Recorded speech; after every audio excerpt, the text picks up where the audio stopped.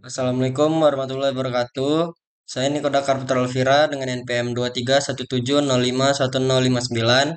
Di sini saya akan membuat video tentang kuis 2, yaitu evolusi komputer dan perkembangan mutakhir teknologi CPU. Evolusi komputer.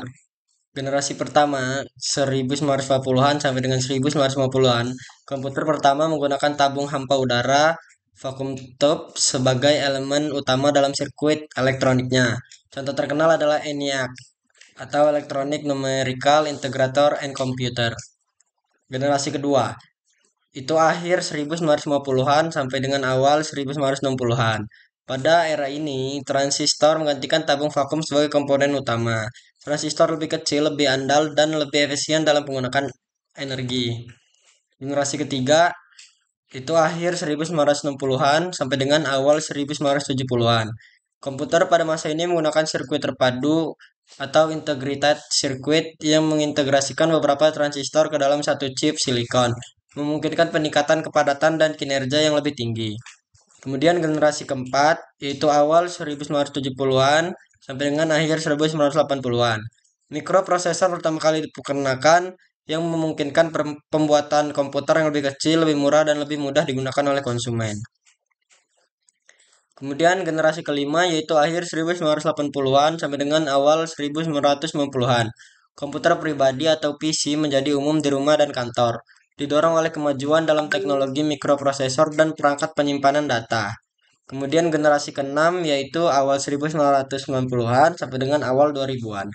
Komputer mulai terhubung ke internet secara luas, membuka pintu bagi era digital dan revolusi informasi. Dan kemudian generasi ketujuh yaitu awal 2000-an hingga sekarang komputasi awan atau cloud computing, komputasi kuantum dan kecerdasan buatan atau AI menjadi tren dominan, memperluas kemampuan komputer ke arah yang tidak pernah terbayangkan sebelumnya. Kemudian perkembangan mutakhir teknologi CPU.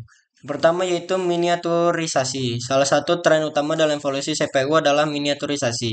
Produsen CPU terus berupaya untuk mengurangi ukuran transistor yang ada dalam chip yang disebut sebagai node proses. Ini memungkinkan pembuatan CPU yang lebih kecil, lebih cepat, dan lebih efisien secara energi. Yang kedua yaitu peningkatan kinerja. Setiap generasi CPU mengalami peningkatan signifikan dalam kinerja. Ini dicapai melalui peningkatan clock speed, jumlah inti, core, dan perbaikan arsitektur. Yang ketiga multicore processing. Seiring dengan meningkatnya kompleksitas tugas komputasi, CPU modern seringkali memiliki beberapa inti atau core yang bekerja bersama-sama untuk meningkatkan kerja. Ini memungkinkan komputer untuk melakukan beberapa tugas secara bersamaan dengan lebih efisien. Yang kelima yaitu integrasi GPU. Banyak CPU modern juga memiliki unit pemrosesan grafis atau GPU terintegrasi. Ini memungkinkan kinerja grafis yang lebih baik dan mendukung aplikasi yang membutuhkan grafis yang lebih kuat, seperti permainan dan pemrosesan multimedia. Kemudian yang keenam, peningkatan efisiensi energi. Selain meningkatkan kinerja, produsen CPU juga fokus pada peningkatan efisiensi energi. Ini termasuk pengembangan teknologi untuk mengurangi konsumsi daya dalam kondisi aktif dan siaga. Dan yang ketujuh, kecerdasan buatan di CPU.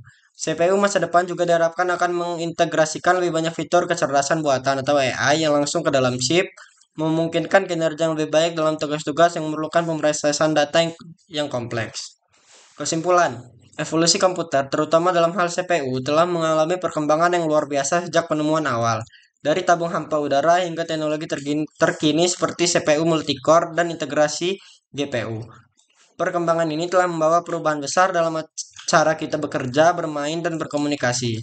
Dengan terus-menerusnya inovasi dalam teknologi CPU, kita dapat mengharapkan kemajuan yang lebih lanjut dalam komputasi di masa depan. Sekian presentasi dari saya. Apabila ada kurang dan salah, saya mohon maaf. Terima kasih. Wassalamualaikum warahmatullahi wabarakatuh.